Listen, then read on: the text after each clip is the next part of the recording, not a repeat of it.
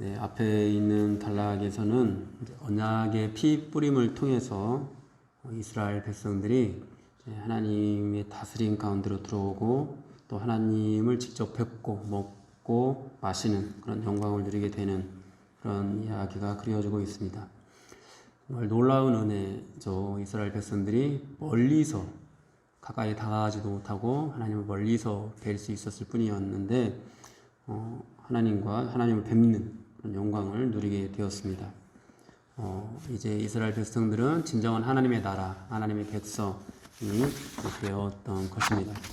이런 언약의 체결은 하나님께서 아브라함에게 주셨던 그런 언약을 계승한 것이라고 볼 수가 있는데요. 아브라함의 언약보다도 더 은혜가 부각되고 있습니다. 하나님께서 아브라함과 언약을 맺으실 때 이제 고대 근동의 법을 따라서 언약의 당사자들이 짐승을 쪼개고 그 짐승 사이를 지나가는 그런 방식으로 체결을 했는데요. 이 짐승을 쪼개어 벌려놓고 그 가운데로 지나가는 이런 언약은 이 계약 당사자 둘이 쌍방 당사자가 목숨을 담보로 하는 어떤 그런 계약이다라는 의미가 있습니다. 누구라도 언약을 어기면 쪼개진 짐승처럼 될 것이다. 이런 뜻이 되는 것이죠. 그런데 이제 그 언약이 체결될 때 그 쪼개진 짐승 사이를 불꽃만 지나갔다고 이제 성경에서 말씀하고 있거든요. 불꽃만 지나갔다라는 것은 하나님께서 지나가셨다라는 것을 의미합니다. 아브라함과 하나님이 함께 지나가야 이제 원래 맞는 그런 계약 방식인데 하나님께서는 아브라함은 거기를 지나가지 않고 하나님만 친히 지나가심으로 이 계약이 반드시 이제 내가 이룰 그런 계약이다. 내가 이루고야 말겠다. 라는 어떤 그런 뜻을 이제 보여주시는 그런 계약이었습니다. 그러니까 아브라함의 계약도 사실 하나님의 은혜가 나타나는 하나님의 은혜로 이 언약을 이루고야 말겠다라는 것을 보여주시는 그런 언약이었습니다. 그런데 이제 앞에서 오늘 본문 나온 그 앞단락에서 체결되었던 이 언약은 그것보다도 훨씬 더 분명하게 하나님의 은혜가 드러나는 계약입니다.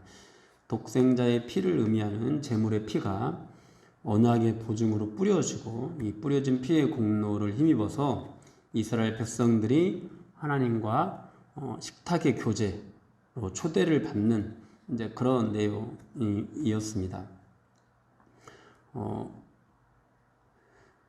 그렇게 이제 이 계약이 하나님의 일방적인 은혜라는 것이 더욱더 선명하게 보여지는 그런 계약이었습니다. 그리고 나서 이제 모세가 드디어 이제 신의 산으로 올라가게 되는데요. 이처럼 하나님과의 식탁의 교제가 이루어지고 나서 모세가 신의 산으로 올라간 것은 예수님께서 모든 사역들을 마치시고 승천하시는 것을 연상시킵니다. 이제 모세가 신의 산으로 올라간 후에 이후로 이제 출애굽기에서 이제 그려지는 내용들, 이제 일어나는 사건들을 우리가 볼 때 크게 두 가지가 있습니다. 하나는 이제 모세가 올라가서 성막 제작에 대한 모든 말씀을 받았다라는 것이고, 이제 다른 하나는 이 기간 동안에 이스라엘 백성들이 말씀을 어기고 금 송아지를 만들어 섬겼다라는 것입니다. 이제 성전은 예수 그리스도의 몸, 하늘에 마련되는 우리의 처소를 상징하고요. 또 하나님께서는 우리를 그리스도의 지체로 마디마디 연결해서 궁극적인 어떤 성전으로 지어가게 되실 것을 또 우리에게 보여주는 것이기도 합니다. 그런 일들을 행하시는데 우리는 이 땅에서 금송아지를 만드는 것과 같은 행동을 하고 있었다라는 어떤 그런 것들을 또 상징적으로 보여준다 할 수도 있겠는데요. 오늘 본문은 이제 잠깐 살펴보면요.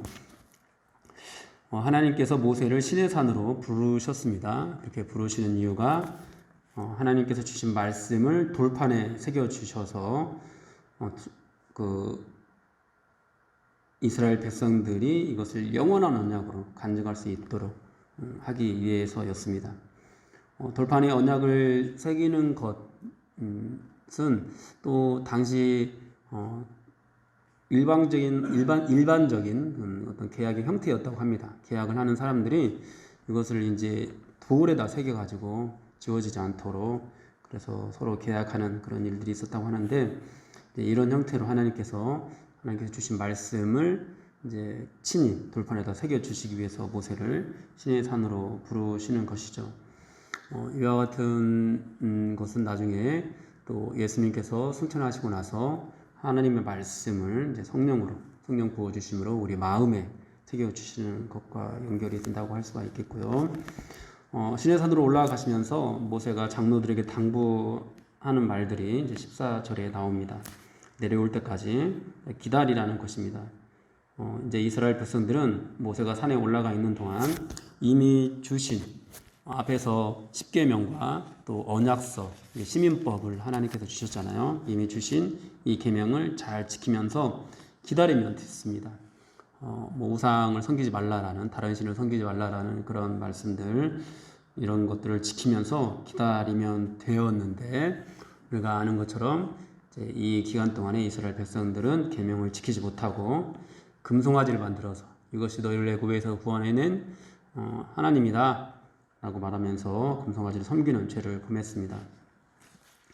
결국 하나님께서는 모세가 중간에 내려오게 하셔서 금송아지를 섬기는 이스라엘 백성들을 심판하시는데요.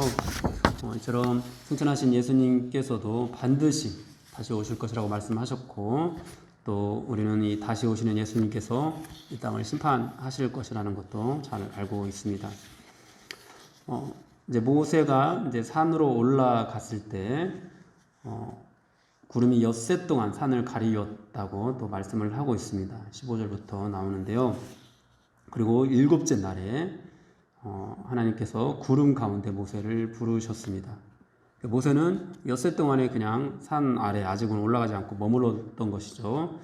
그리고 7째 날에 올라갑니다. 여러분 7째 날은 그런데 일을 하는 날이 아니라 안식일이죠. 안식일 날 이제 모세를 산 위로 부르시는 거죠. 그러니까 안식을 뜻하는 7째 날의 부르심을 통해서 이 모세가 들어간 것, 이것이 어떤 일, 이런 것들을 상징하는 것이 아니라 하나님의 안식을 상징하는 것을 우리가 볼 수가 있겠습니다. 산 위에는 여호와의 영광이 가득했고요. 그곳에서 정말 하나님의 영광을 보면서 하나님께서 친히 돌판에 새겨주시는 이 말씀을 통해서 영원한 안식을 이제 모세는 보게 되는 그런 영광을 누리게 되었던 거죠. 이처럼 이 땅에서 모든 사역을 마치시고 하늘에 올라가신 예수님도 영원한 평화와 안식을 누리고 계십니다. 그리고 하늘과 땅의 모든 권세를 얻으시고 만국을 통치하는 그런 권세를 얻으셨습니다. 하나님께서 이제 하늘의 모든 영광을 예수 그리스도께 주신 것이죠.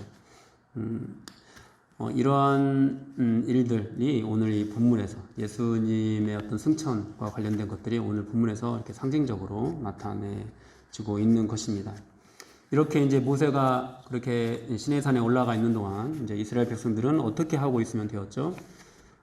모세가 당부한 대로 하나님의 말씀, 하나님의 계명을 지키면서 피 뿌림을 통해서 그들이 경험하게 되었던 하나님과의 그런 친밀한 식탁의 교제, 하나님을 뵙는 그런 은혜, 이것들을 누리고 있으면 되었습니다. 하나님께서 이제 우리를 위해서 지으시는 그런 성전, 모세가 성전에 대한 그런 말씀을 이제 받게 되는데 그 성전을 바라보면서 살면 되었습니다. 우리도 부활하시고 승천하신 예수 그리스도를 기다리면서 주께서 완성하시는 정말 주님의 교회의 완전한 형태, 이 땅에서도 주님의 교회가 이루어지기도 하지만 정말 하나님의 나라에 이루어지게 될 그 주님의 교회의 완전한 형태, 그 하나님의 나라의 성전을 바라보는 삶을 살면 됩니다.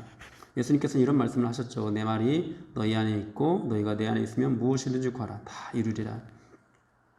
우리가 이 하나님의 말씀을 지킴으로 하나님과 하나가 됩니다. 예수님의 말씀을 지킴으로 예수 그리스도 하나가 됩니다.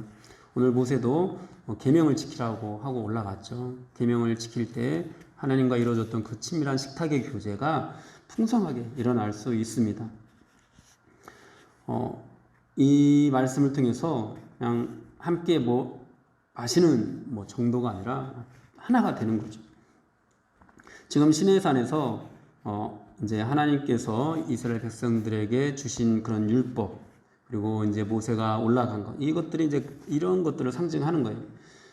이 율법이 구원의 수단으로 이제 주어진 것이 아니라 은혜로 부름을 받은 백성들이 하나님과 하나가 되어서 영광스러운 식탁의 교제를 누리는 그런 방편으로서 주어지게 되고, 그런 삶을 살라고 하나님께서 말씀을 하시는 겁니다.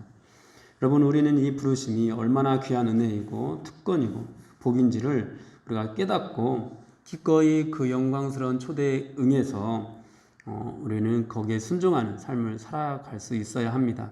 하나님께서 우리에게 말씀을 주시고 말씀 안에 거하라고 하신 이 영광스러운 초대, 우리가 응해서 예수님께서 이 땅에 다시 오시는 그날까지 하나님의 말씀을 지키면서 하나님과의 친밀한 식탁의 교제, 그 기쁨, 정말 그 영광, 이것을 누리면서 살아가면 되는 것입니다.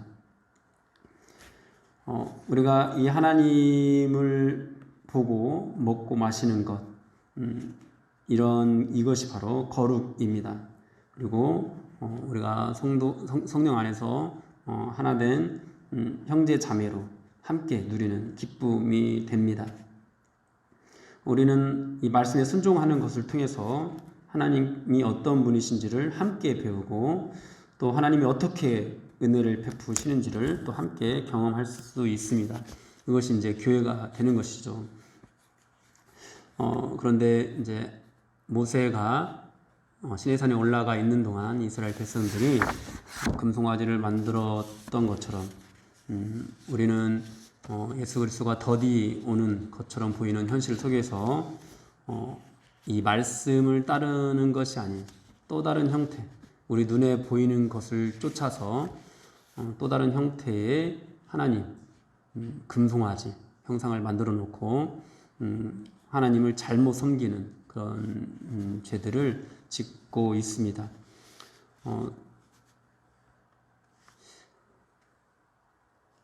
그렇게 이 이스라엘 백성들은 이제 조금 전에 언약의 피가 뿌려지고 하나님과 그런 식탁의 교제를 누리는 그런 은혜를 받았었는데, 그 피가 채 마르기도 전에서 말씀하시는 하나님을 자기들의 눈앞에서 보이는 신으로 바꾸어 버렸습니다.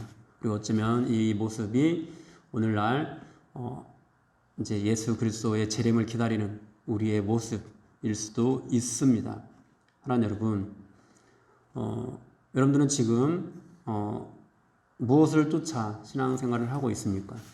눈에 보이는 것을 쫓아가십니까? 아니면 눈에 보이지 않는 것을 쫓아가십니까?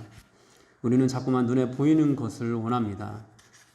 우리의 어떤 믿음의 증거로 뭔가 하나님이 우리에게 막 내려주셨으면 하는 그런 바람들, 내가 복받았다는 증거가 있어야 되고, 내가 하나님의 백성이 되었다는 증거가 있어야 되고, 그런데 이것이 말씀을 통해서 얻는, 말씀대로 얻는 어떤 그것이 아니라 뭔가 눈에 보여지고 사람들이 인정하는 것으로 채워져야 하는 그런 것들을 쫓아가는 그런 삶을 살고 있지는 않은지 늘 돌아볼 수 있었으면 좋겠습니다. 우리는 이제 눈에 보이는 금송아지가 좋지 말씀하시는 하나님을 좋아하지 않는 그런 본성을 가지고 있습니다. 믿음으로 보는 대신 눈으로 보는 것을 원합니다. 우리의 죄성이 이만큼 굉장히 끈질기고 또 교묘하게 타락해 있습니다. 그래서 하나님께서는 이 언약을 일방적인 은혜로 우리에게 주시는데요. 이렇게 이제 이후에 이제 모세가 시내산에 올라가고 이스라엘 백성들이 금송아지를 섬기고 이런 일들을 우리가 봤을 때, 오늘 본문 앞에서 이 하나님과 맺었던 이 언약의 피로, 일방적인 하나님의 은혜로 이루어졌다라는 것이 우리에게 큰 위안이 됩니다. 여러분, 우리가 비록 이 땅을 살아가면서 말씀대로 하나님을 제대로 섬기지 못하고 늘 하나님을 실망시키고 늘 어떤 이기적인 욕망으로 우리가 나아감으로 우리도 이스라엘 백성들과 다를 바 없는 그런 금송아지를 섬기는 형태의 모습을 보이고 있지만, 여러분, 이런 우리를 위해서 예수님께서 십자가에 죽으셨다라는 것, 그 십자가의 그 보혈의 피로 하나님과 우리의 관계가 회복되었다라는 것이 우리에게 얼마나 위안이 되고 또 우리에게 얼마나 큰 은혜와 사랑이 되는지 모릅니다. 사랑하는 여러분, 우리는 오늘도 다시 한번 우리 삶을 돌이켜야 합니다. 여러분, 우리 삶을 돌아보면서 어제 이제 담임 목사님도 잠깐 설교하시면서 그 당신의 그 어떤 신앙 생활이 정말 이 수준이 너무 낮다라는 어떤 그런 고백들을 하셨는데요. 이것이 우리 모두의 모습입니다. 우리의 이 믿음이 정말 얼마나 형편없는지 우리 모두가 깨달아야 합니다. 그리고 그렇게 깨닫고 난 다음에 여러분, 우리가 다시 한번 우리를 위해서 뿌려진 그 언약의 피를 바라볼 수 있어야 되겠습니다. 사랑하는 여러분, 여러분들은 예수님의 재림을 기다리면서 어떻게 지내고 계십니까? 여러분도 이 땅에서 금송아지를 만들면서 그렇게 지내고 있지는 않은지 돌아보면서 이제 부활하시고 승천하셔서 우리를 위해서 성막을 만들고 계시는 영원한 하나님의 나라, 영원한 주님의 교회를 이루고 계시는 그 예수님을 바라보면서 정말 말씀대로 내 경험대로도 아니고 내 느낌대로도 아니고 내 감정대로도 아니고 내가 정말 제 아무리 막 정말 크고 위대한 것들을 경험했다 하더라도 다시 그 모든 경험은 뒤로 하고 그 경험을 쫓는 신앙생활이 아니라 뭐라고 말씀하셨는지를 들여다보고 어떻게 말씀하시는지 하나님이 어떠하신 분인지를 날마다 상고하면서 그 하나님만 쫓아가는, 그 하나님만 바라보는, 그 말씀만을 우리가 바라보는 그런 삶으로 나아갈 수 있어야 되겠습니다. 그렇게 예수님께서 이루시는 성전, 하나님의 나라를 온전히 바라보는 저와 여러분들이 되기를 주님의 이름으로 축원합니다.